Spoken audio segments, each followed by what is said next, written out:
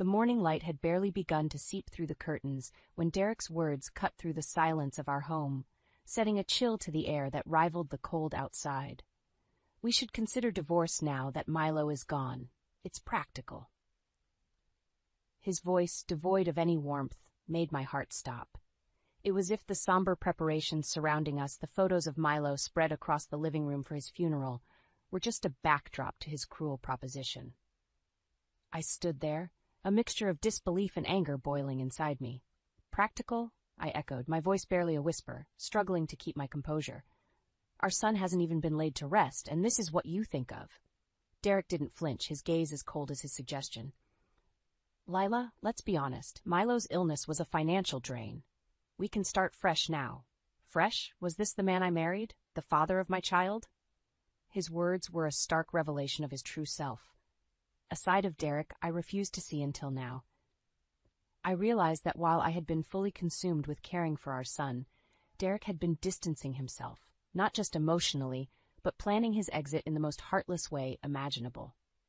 I can't even recognize you anymore, Derek, I said, my voice steadier than I felt. How can you be so callous? It's not about being callous, Lila, it's about being realistic. We've been growing apart for years. Milo's situation just expedited things, growing apart. As if our marriage was nothing more than a convenience, easily discarded when the going got tough. I thought about all the nights I spent by Milo's bedside, holding his hand, praying for a miracle, while Derek found excuses to stay away. I'd lied to myself, believing he was just coping differently. But the truth was, he had checked out long before Milo's condition worsened. So what? You've just been waiting for the right moment? For our son to die? The anger in my voice was palpable, each word laced with disbelief and pain. Derek sighed, a futile attempt to appear sympathetic. I know how it sounds, Lila, but I think this is for the best. For both of us. For the best. There was a time I believed Derek and I could weather any storm together. But standing in the shadow of our son's impending funeral, faced with the reality of my husband's betrayal, I knew this was the end. Not just for our marriage, but for the illusion that we were ever truly united in our love and grief for Milo.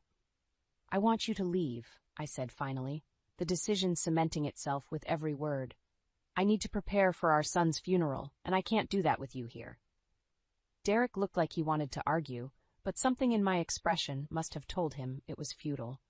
Without another word, he grabbed his coat and left, the silence he left behind more telling than any words could ever be. In that moment, standing alone amidst the memories of our son, I made a silent vow.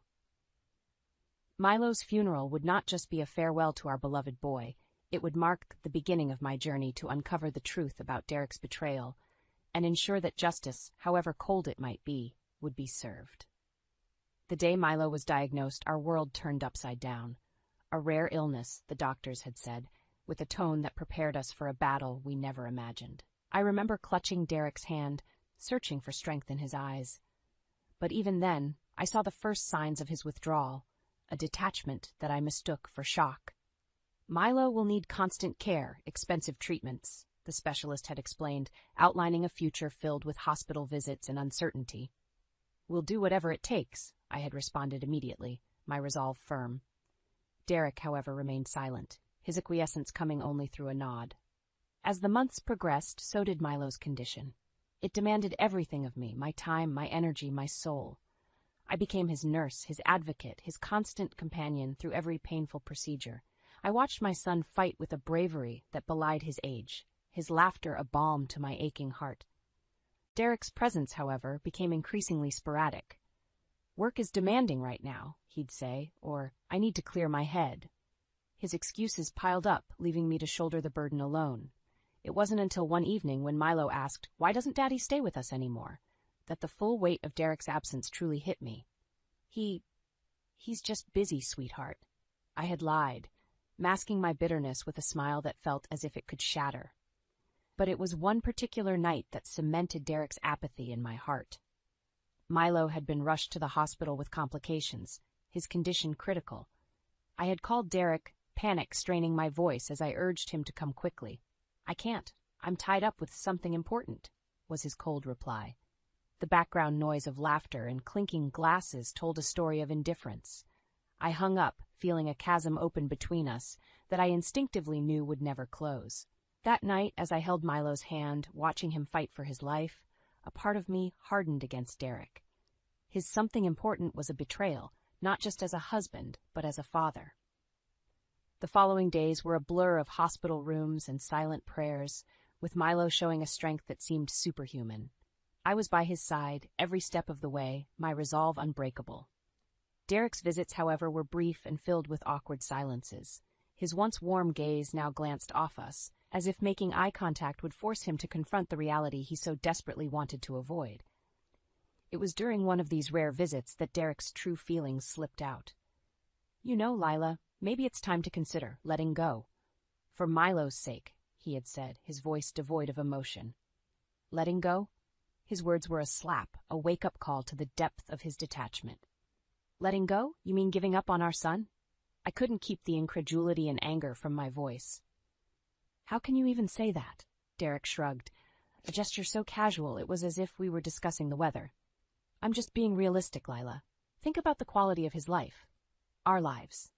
Our lives." There it was, the crux of Derek's concern. Not Milo's suffering, not the fight we were enduring, but the inconvenience it posed to his life. I watched him then, a man I no longer recognized, and a cold resolve settled over me. Derek had abandoned us, not physically, but in every way that mattered. His apathy was a betrayal more painful than any diagnosis. In that moment, I knew that no matter what the future held for Milo and me, Derek would not be a part of it. My son's battle had shown me the depth of my strength, and Derek's abandonment had revealed the shallowness of his love.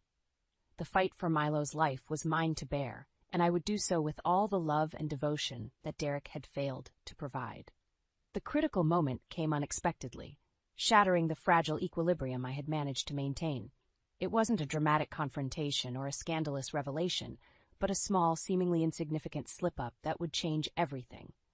It was late. The hospital's fluorescent lights hummed softly in the background, a counterpoint to the storm raging in my heart. Milo had been admitted again, another setback in a long line of battles. I was alone, Derek having excused himself with a vague mention of an urgent work commitment. His absences had become the norm, yet this time something felt off.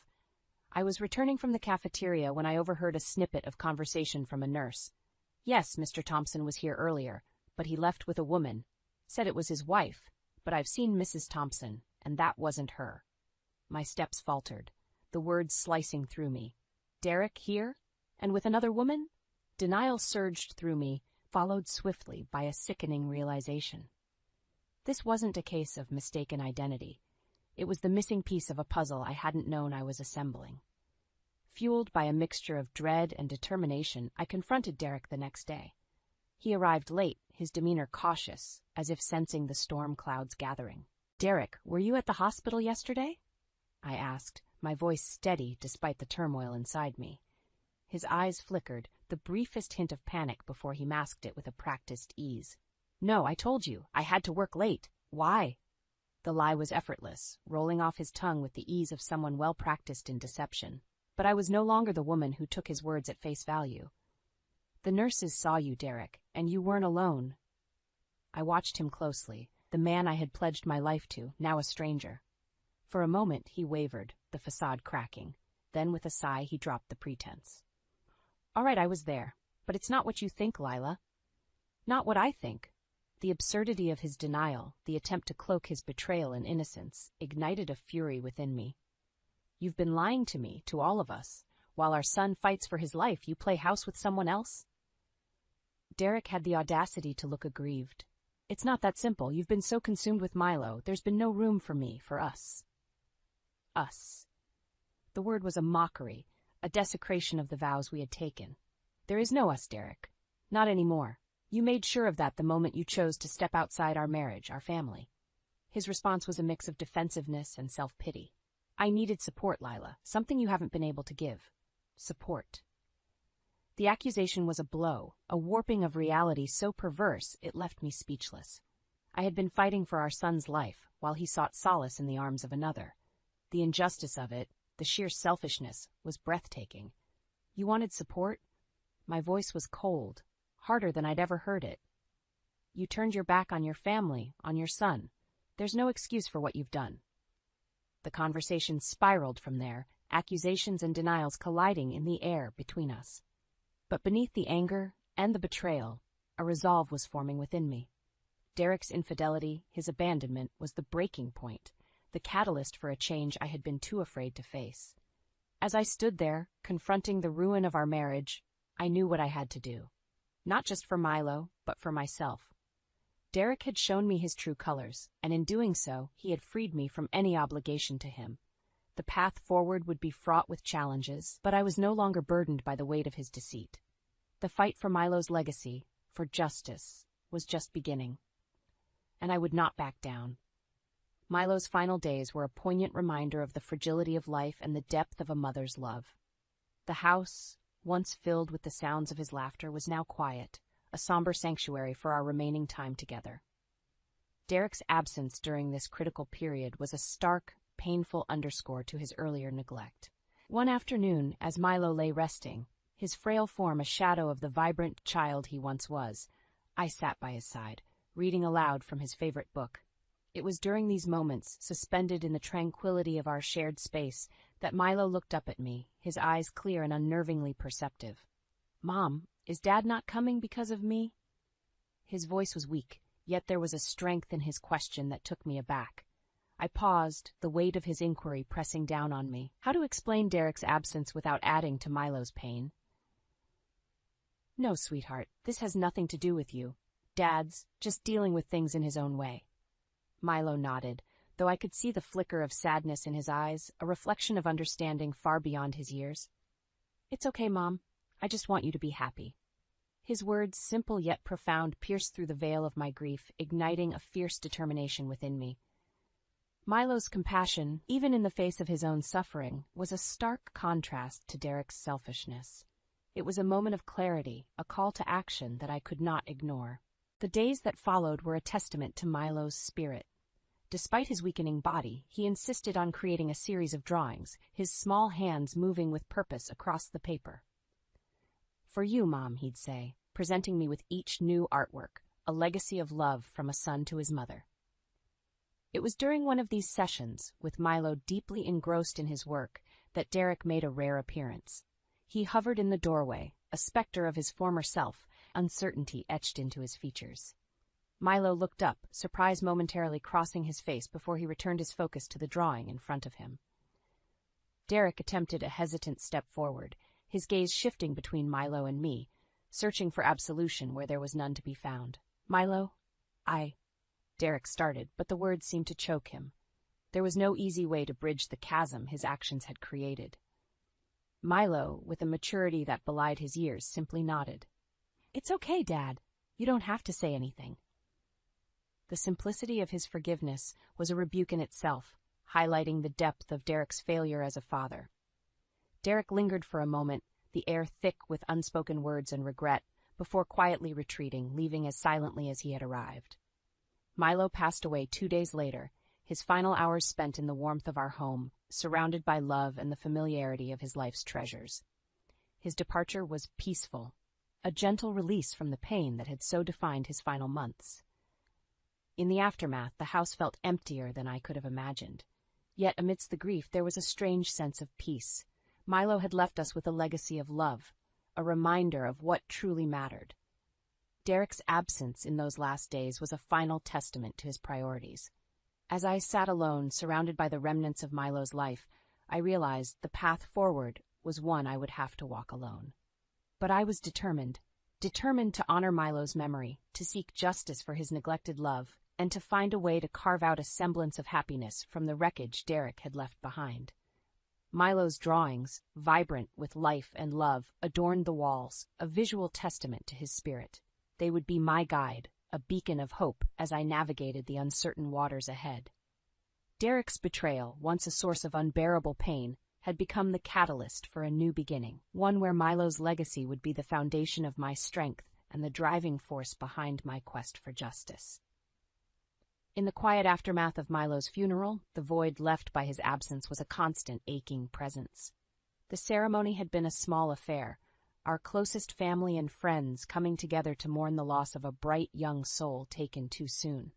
Throughout it all, Derek's presence was a palpable tension, his guilt manifesting in awkward condolences and fleeting eye contact.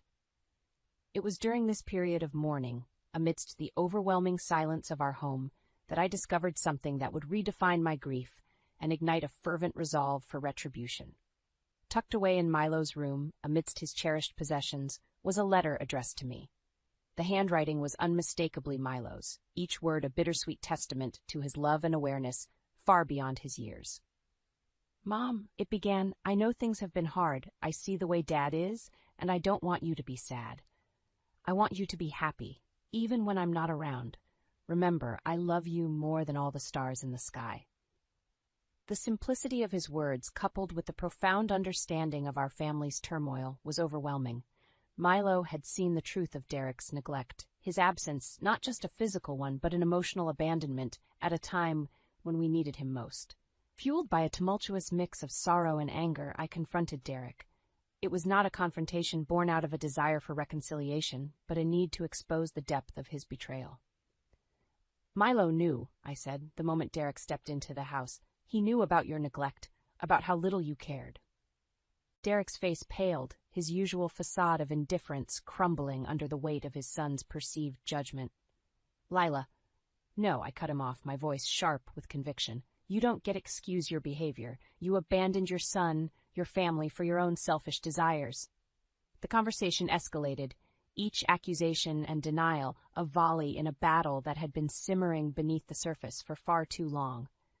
But this was not a battle I intended to lose. "You left us when we needed you the most," I continued, my resolve hardening. "And now you have to live with the knowledge that even Milo saw your true nature." The fallout from our confrontation was swift and merciless. I initiated divorce proceedings, armed with not just the moral high ground, but a determination to ensure Derek's actions did not go unpunished. The legal battle was arduous, a draining process that tested my resolve at every turn. Yet, the memory of Milo's love, his unspoken plea for my happiness, was a beacon guiding me through the darkest moments. In the end, the divorce was granted, the terms favoring my case. Derek's financial support was a hollow victory, a mere consequence of the legal system's judgment.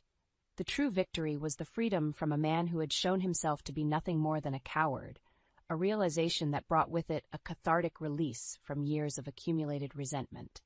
The discovery of Milo's letter, a final message from a son to his mother, was the catalyst for my transformation. It was a reminder of the strength of our bond, a love that transcended Derek's betrayal and the tragedy of our loss. As I stood in the empty home we once shared, surrounded by the echoes of the past, I knew that the road ahead would be one of healing and reconstruction. Derek's absence in my life was a void, but it was also a space for new beginnings, for the pursuit of happiness that Milo had wished for me. Milo's drawings, his letter, were tangible reminders of his spirit, a legacy that would inspire my journey forward. In honoring his memory, I would forge a new path, one where the pain of the past was a foundation for a future built on resilience and hope.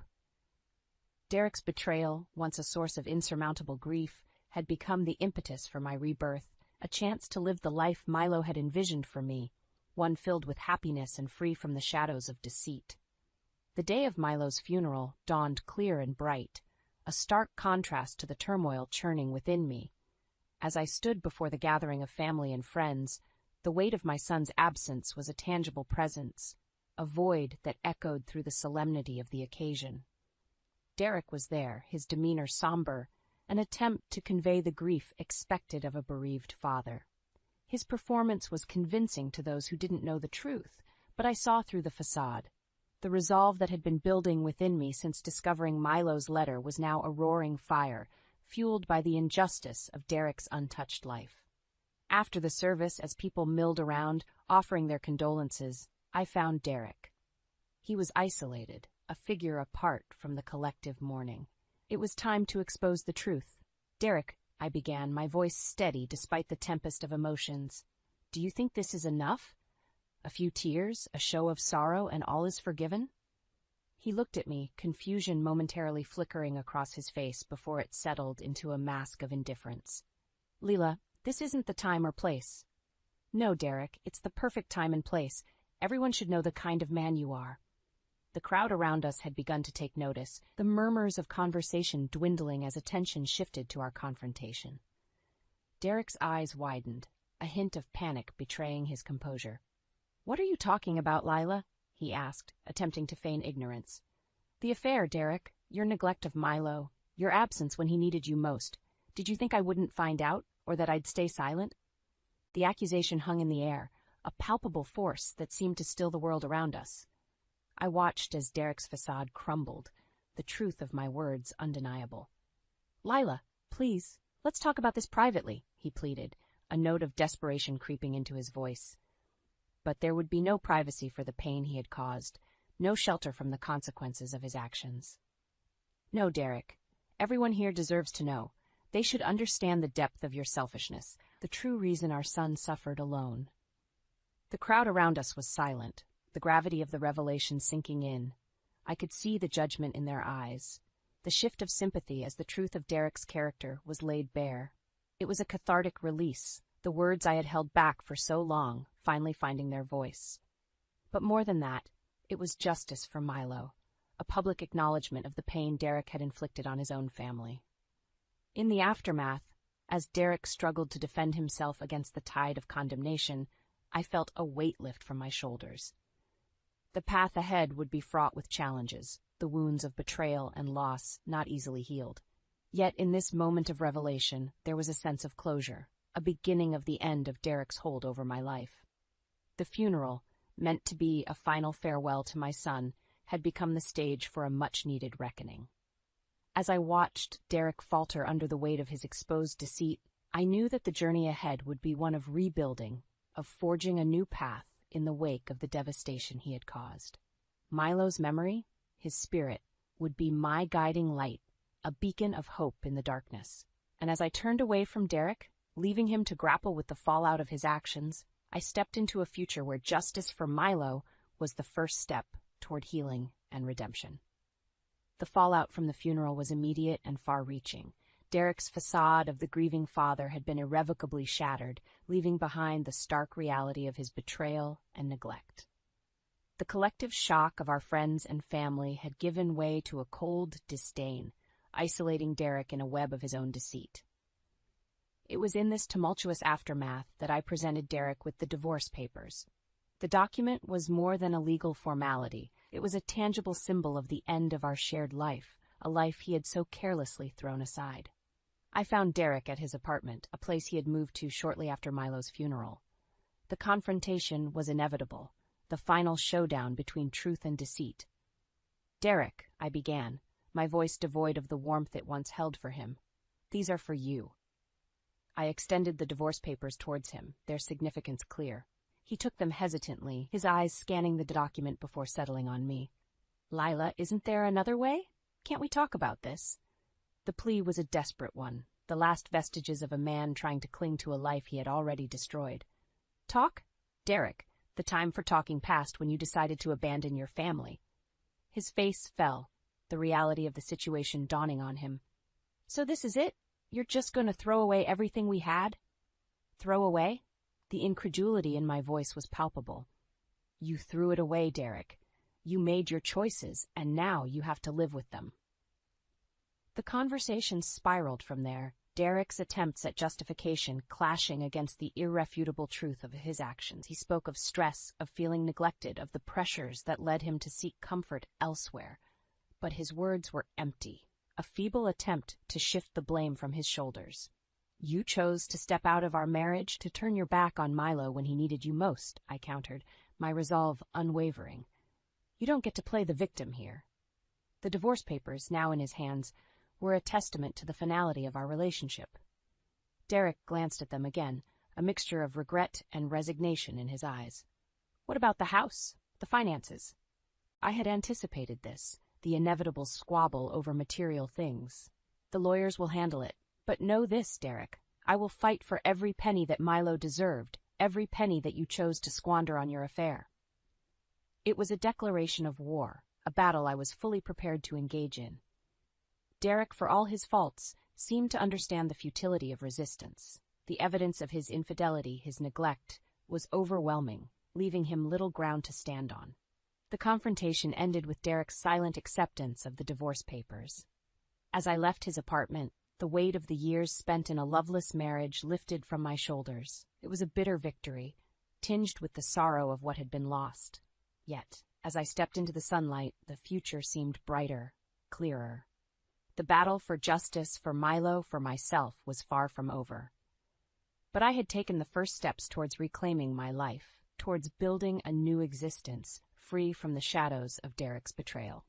The confrontation with Derek was a necessary end to a chapter of my life that had been defined by pain and loss.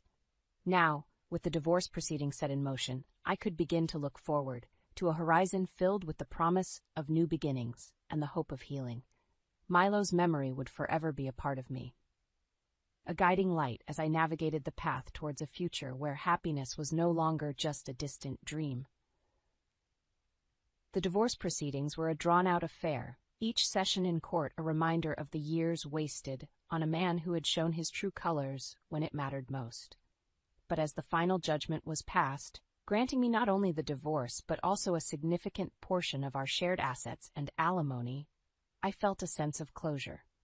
It wasn't about the money, it was about justice for Milo, for the life and love that Derek had so callously disregarded. In the weeks that followed, Derek's descent into ruin became public knowledge. The affair, once hidden behind closed doors, was now a scandal that tarnished his reputation and career. He had lost his job, the respect of his peers, and any sympathy from those who had once called him a friend. One evening, as I sat in the quiet of the home I was preparing to leave behind, there was a knock at the door. Expecting a delivery, I was surprised to find Derek standing on the other side, a shadow of the confident man he once was. "Lila," he began, his voice lacking its usual authority. I've lost everything."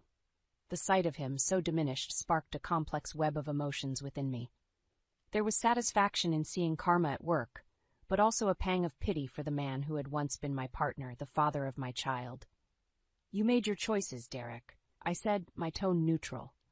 "You have to live with the consequences." He nodded, a resigned acceptance in his gesture. "I know, I never thought it would come to this, losing my job, my friends." "It's the price of your actions," I replied, the finality in my voice mirroring the closure of our shared past. "You chose to step outside our marriage, to abandon Milo when he needed you the most. This is the result of those choices."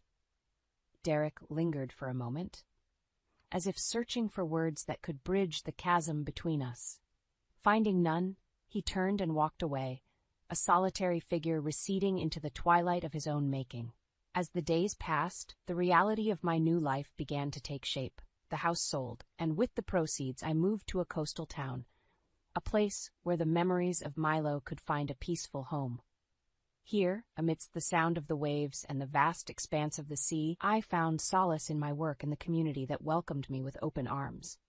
Cheryl, Derek's mistress, faced her own downfall. Exposed and ostracized for her role in the destruction of our family, she too experienced the harsh backlash of public condemnation. It was a bitter reminder that actions have consequences, and the truth once revealed spares no one. In this new chapter of my life, I found strength in the memories of Milo, in the love that had never wavered even in the face of adversity. The pain of the past was still a part of me, but it no longer defined my existence. Instead, it was the foundation upon which I built a future filled with hope and the promise of new beginnings. Derek's downfall, while a source of vindication, was not what sustained me. It was the knowledge that I had stood up for what was right, for Milo and for myself. In seeking justice for my son's memory, I had found a path to healing and redemption. As I walked along the beach, the waves whispering promises of renewal, I knew that the journey ahead was mine to shape. The scars of the past would always be with me, but so too would the strength and love that Milo had left behind. In honoring his memory, I had discovered a resilience within myself, a determination to live a life filled with joy, purpose, and the pursuit of happiness that had once seemed so elusive, and in the end that was the greatest revenge of all.